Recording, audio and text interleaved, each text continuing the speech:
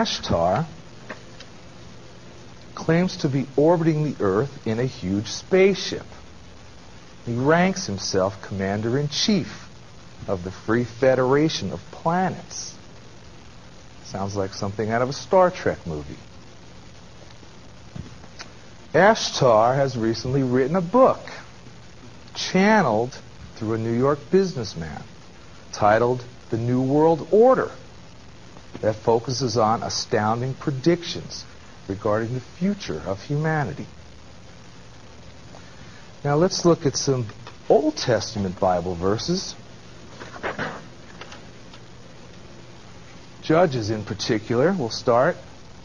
And the children of Israel did evil in the sight of the Lord, and served Baalim. And they forsook the Lord God of their fathers, which brought them out of the land of Egypt, and followed other gods, the gods of the people that were round about them, and bowed themselves unto them, and provoked the Lord to anger. And they forsook the Lord, and served Baal and Ashtaroth. Now down here in Judges again.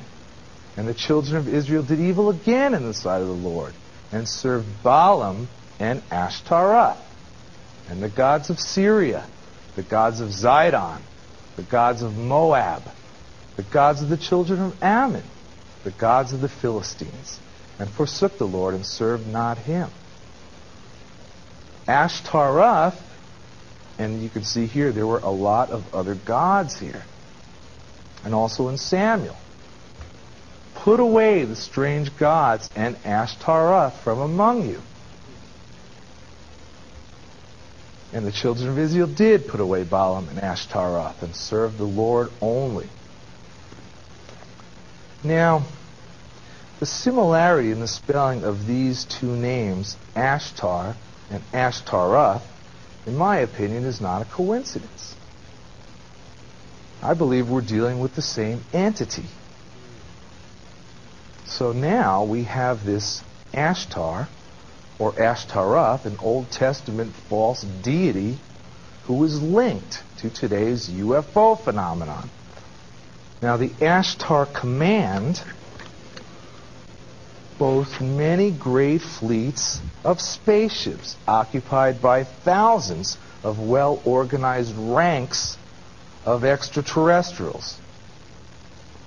And one of its missions includes the evacuation of selected human souls during cataclysmic events that are soon to occur on Earth.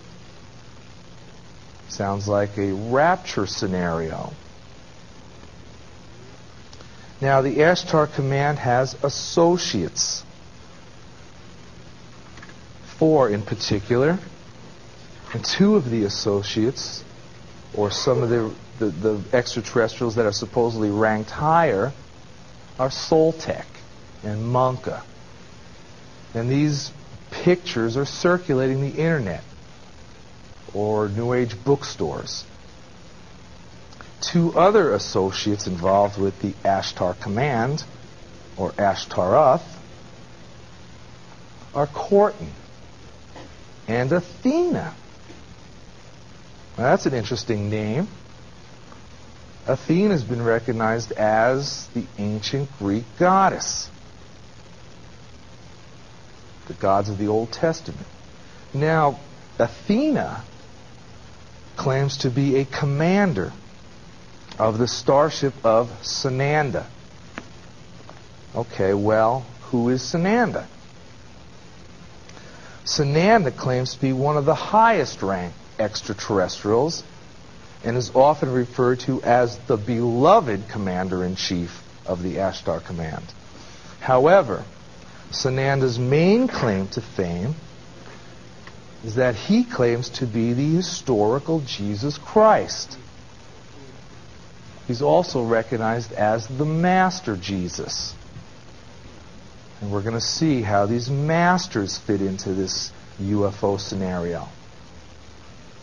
Now, the origin of these ascended masters and their connection with present-day New Age teachings goes back more than 100 years. And I mentioned at the beginning of the presentation that the New Age movement actually was started because of events that took place in the mid to late 1800s. And at this time, 3 women arose: Helena Blavatsky, Annie Besant, Alice Bailey.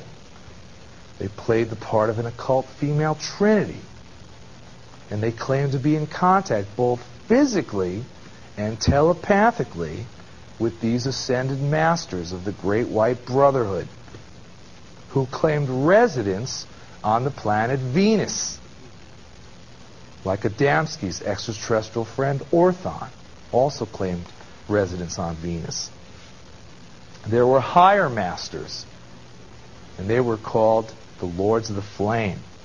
A group of lower masters, known as the Lords of the Seven Rays, was in direct contact with these 3 women. Now, the revelations received by Blavatsky, Besant, and Bailey have since guided the course of today's New Age movement. These 3 women were so influential on this entire New Age movement. Throughout the years, these ascended masters have been referred to by an assortment of titles, such as spiritual hierarchy of ascended masters is one of their titles.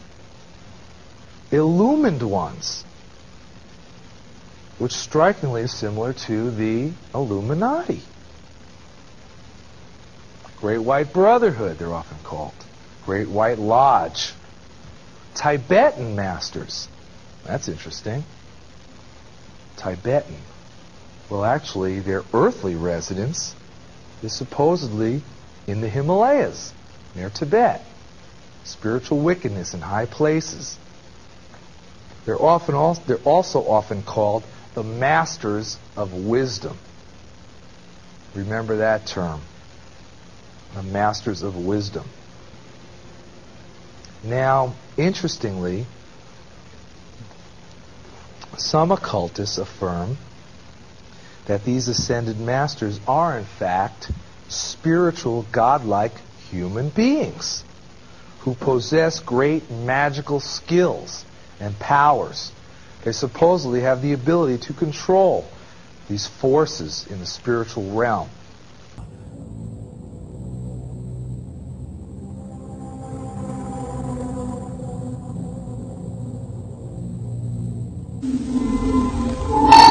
Aleister Crowley, the man who called himself the Beast 666, black magician, drug fiend, sex addict, and traitor to the British people. He had so many Masonic degrees that you could fill up 5 pages of a book with them. This guy was probably the most highly honored Mason in the world.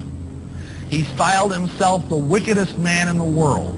He believed himself to be the great beast. And he changed his name to Aleister Crowley, so it would add up in both English, Hebrew, and Greek Kabbalah as 666. In 1904, Crowley had a communication with an extraterrestrial being named Ewas. And this being, through his wife, kind of a channeling type operation, brought forth a book that was called the Book of the Law.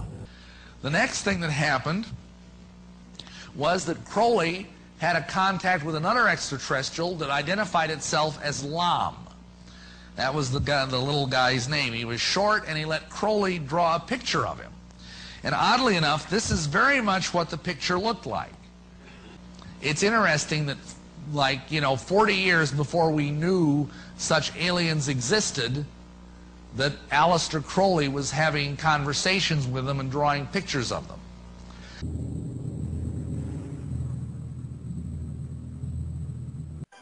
Dr. Jacques Vallée has addressed the United Nations on UFOs, and was a model in Steven Spielberg's Close Encounters of the Third Kind. He is the author of 8 books of unidentified flying objects, and has been widely recognized as the premier investigating scientist in the realm of this research. In his book, Messengers of Deception, he says, an impressive comparison can be made between UFO occupants and the popular conception of demons. And in his book, Confrontations, he writes, The medical examinations to which abductees are said to be subjected, often accompanied by sadistic sexual manipulation, is reminiscent of the medieval tales of encounters with demons. He also made this statement: "I believe when we speak of UFO sightings, as instances of space visitations, we are looking at the phenomenon on the wrong level. We are not dealing with successive waves of visitation from space, we are dealing with a control system." And he states, UFOs are the means through which man's concepts are being rearranged. They are engaging in a worldwide enterprise of subliminal seduction. Jacques Vallée, at least at that time when he wrote that book, was an agnostic. Interesting that he comes to basically the same conclusions I do as a Christian from my research. And he said about UFOs, they're real, but they're not physical. They're messengers of deception. And this was based on his research of about 20 years. They seem to be psychologically preparing, setting us up for some ultimate delusion that is too horrible even to imagine as yet. I would agree with that. In Close Encounters of the Third Kind, that first film that came out about UFOs, the house that the mother and little boy were living in, the toys began running around and screws unscrewed in the presence of UFOs. What the film was saying was the same people that run UFOs run haunted houses. And I would say that's absolutely true. Oh yeah, it happens to me everywhere. Our house really has all kinds of paranormal activity. You'll see flashes of light. Sometimes furniture will move on its own. The water turns on by itself. You can watch the handle go on. There'll be, like the shower sometimes goes on. All kinds of crazy stuff. I've taken paranormal investigation groups to his home who have done it for many, many years, some of them up to 30 years. They bring their equipment, electromagnetic field readers, certainly a great number of video cameras, tape recorders, the Geiger counters and other equipment, dozens of pieces of equipment.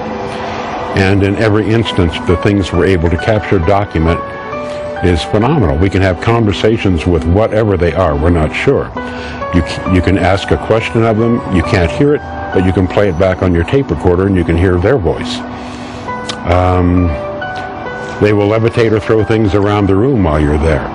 While I'm there on more than one occasion, the water faucet just turns on by itself and turns off by itself. This has happened in front of many people. So they came and installed surveillance cameras throughout the house, and the stuff we captured are amazing. These balls, fist-sized balls of red light. Some of the debunkers and some of the skeptics will say, oh, it's a laser pointer, except for the fact that it's three-dimensional, and you can see that it's three-dimensional and it has a tail usually. En el exterior de su casa también se presentan extraños fenómenos, incomprensibles para Stan y sus amigos. One of the days we went outside, everything was fine. 5 minutes later, heard another noise, and all the lawn furniture was missing.